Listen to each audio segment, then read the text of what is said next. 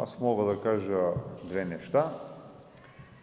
Първо, с господин Цветанов ме свързва една дългогодишна дружба, едно много силно приятелство.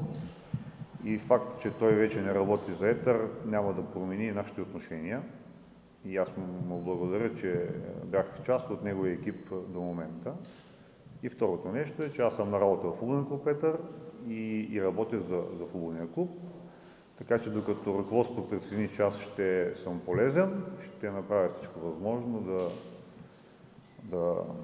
да помогна на клуба в постигането на задачите, които са поставени пред него. Вече съм готов да отговарям. Имате думата за въпроси.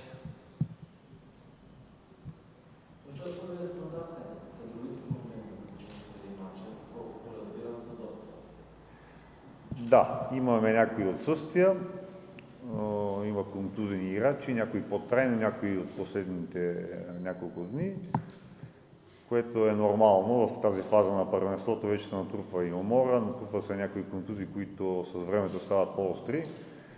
За момента с отбора не тренира Луис Едуардо, защото една стара контузия отново му попречи да води тренировъчен процес.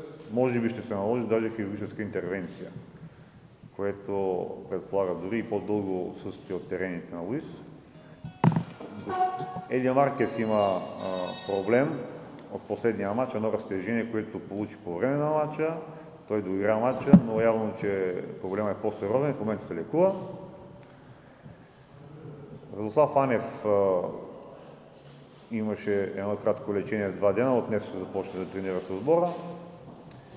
Четин Садола вече тренира пълноценно, въпреки че пропусна първите 2 тренировки за седмицата. Милчо Макенджиев има оплаквания, някаква досадна болка има в ходилото, което му пречи до момента да се включи. Надявам се от днес да е на разположение. Така че проблеми има, но проблеми за това да бъдат преодолявани. Не сме притеснени. Доколкото разбрахме, Йоан Пивати със сигурност пропуска матча. Има повиквателна от национален отбор. Нашия състезател Йоан Пивати, да, това прави чест на нашия клуб, че е поканен да участва в формация на Мартиник, така че няма да бъде на разположение за неделния матч срещу Миньор Перник. Това е. Да добавя тогава няколко подробности. От 20 до 28 в Гваделупа има турнир за Купата на нациите на Карибите, където участват Пуерто Рико, Гваделупа, Доминиканска република и Мартиник. Всъщност Пивати има покана от 23 до 27 и е заминал вече, така че няма да се разчита на него. Да.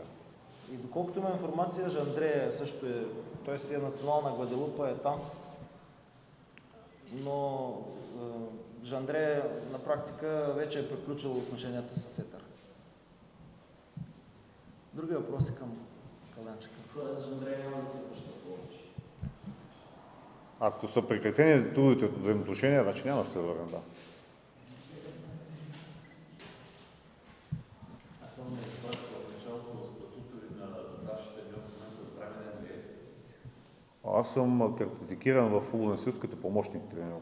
И според действащите нормативни актове в Футболен съюз, лицензиран помощник тренер има право да води мъжкия отбор в официални матчове, докато клуба не назначи старши тренер със съответния лиценз.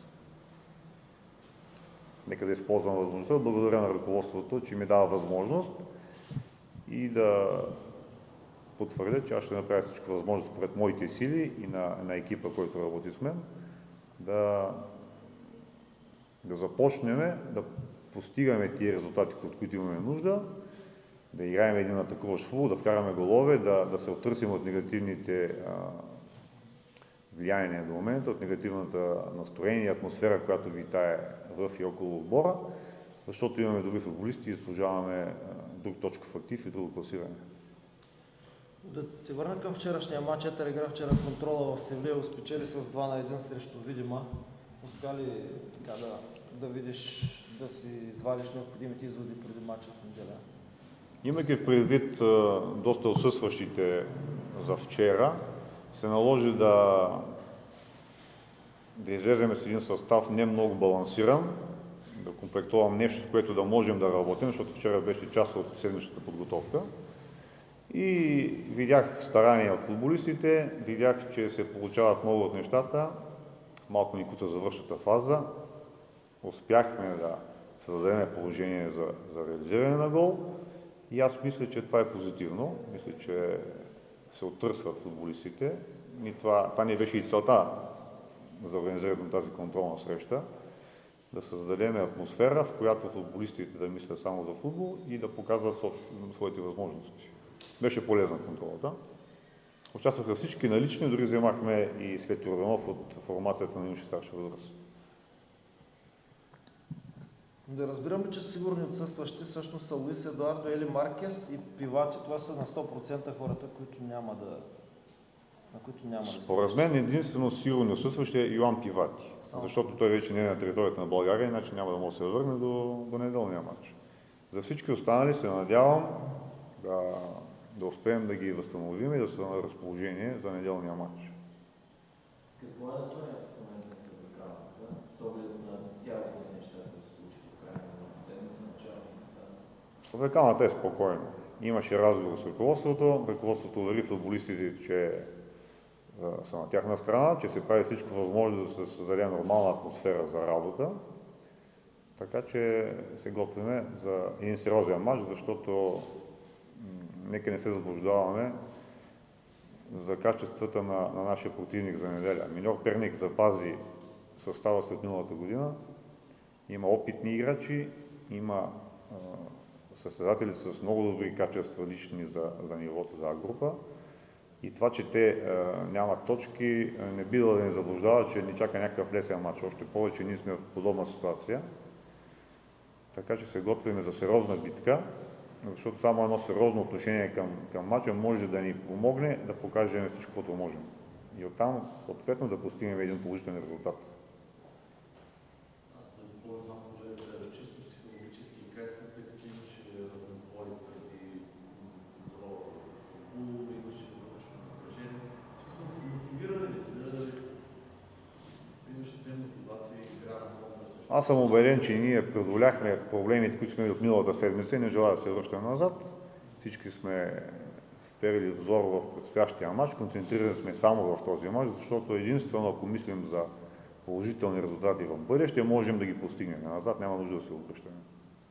Добре, аз ще питам директно тогава, ще го проверяваш ли всъщност слуховете, че е възможно това да се стигне до някакъв отговор? Не бих си позволил да коментирам слухове. Първо, не ми е привично да давам пресконференции, но не вярвам, че това е работа на старшия треньор да коментира слухове, така че. Все пак имахте ли... Няма опасност все пак да се стигне до някакви нови бойкоти? Ами, Кара няма да има бойкоти, ние отиваме да играем матча, да спечелим матча. Финансово са мотивирали също играчите. Футболистите на Етър са мотивирани, защото да играеш за Етър е достатъчна мотивация, да играеш в А-група също е достатъчна мотивация, така че за мен никой не е съществувал възможността да не се играе. Ако така съм разбрал въпроса. Моля? Не съм упълномощен да говоря за финанси. Аз съм помощник тренер, който в момента е в ролята на старши тренер, така че за мен е важно да се извърши работа на терена. Минавам на по-технически въпроси. Самото държеше отгоре игра от футбол, да атакува съперника, ще промениш ли нещо конкретно за матча? Не мога да променям нищо, още повече. Това са нашите футболисти, ние сме работили по този начин. Моето мнение, моите възгледи за футбол съвпадат с тези за господин Цветанов. И при положение, че ние си поставяме за цел да спечелим матча, единственият път е, че се атакуваш футбол. Стана ли ви наистина време пълноценно тази седмица да се концентрирате към предстоящия матч, да обмислите съперник, тактика и така нататък? В момента го правим, да. Не сме променили ритъма на седмичния. Тренировъчният процес върви според план, с изключение на отсъстващи, които споменах преди малко, но се надявам да имаме един боеспособен отбор за неделя. В случай, че Едуардо не може да вземе участие в матча и при отсъствието на Бюрати, как ще решиш проблема с нападането? Ние имаме, да, Сейд Ходжа е едно от решенията. Вчера игра като централен нападател. Мисля, че в последния мач той също се включи като централен нападател и отбеляза гол, така че ние сме го привлекли с тази цел да използваме неговите качества пред вратата. Имаме и други футболисти с изявени нападателни функции, така че не съм притеснен. Защита, отсъствието ясно и на Гайдаров и на Ели Марчес.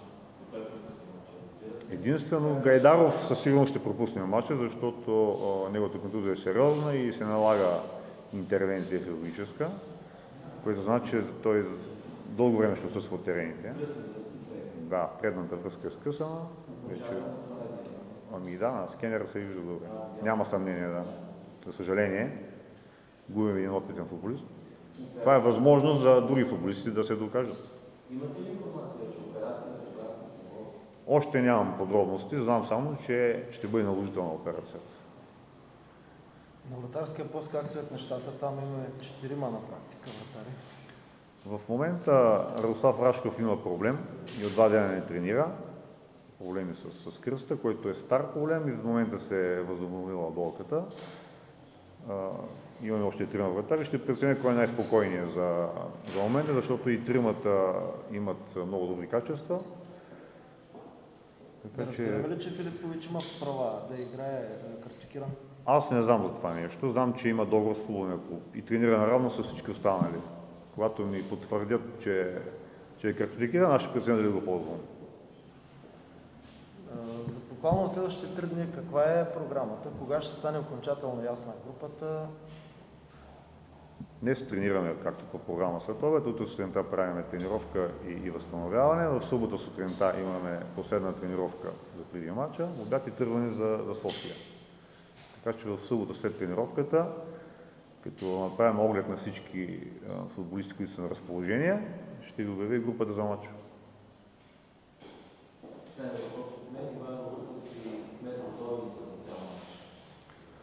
Вчера Ивайло Русев изигра целия мач срещу Видин Раковски. Мисля, че той възобновява формата си. С всички минути, които до момента успя да натрупа, се възвръща към една добра спортна форма. Надявам се, че ако бъде избран, ще успее да изкара цял мач. Вчера игра голяма част от мача. Може би последните 10 минути го сменихме. Той също е един от възможните избори за титуляр в матча срещу Миньо Перник.